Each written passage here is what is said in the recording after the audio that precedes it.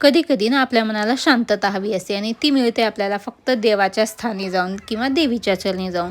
Sir आपला आजचा प्रवास हा आहे एकाच दिवसाचा, तो की नाशिक जिल्ह्यातील चांदवडे या गावचा. तिथे आहे रेणुका माता. आता इथे हजारो भक्त येते आपल्या मनोकामना पूर्ण करण्यासाठी आणि मी पण आज पहिल्यांदाच गेले, कारण मला फक्त माहूरची रेणुका देवी माहिती होती, इकडची नव्हती माहिती. सो आज ते पण बघितलं. एवढं सुंदर आणि जुनं मंदिर आहे, सह्याद्रीच्या कुशीत वसलेलं दगडी मंदिर आहे. पूर्ण एकदम छान आणि शांत वातावरण होतं. मनाला पण एकदम छान प्रसन्न वाटलं. देवीचे दर्शन झालं आणि असं वाटलं जणू काय आपल्या मनातलं सगळं ओझं हलकं झाल्यासारखं. एवढं सुंदर मंदिर आहे. तिथला परिसर पण एकदम सुंदर आहे आणि देवी पण बघू शकता, एकदम सुंदर छान आहे.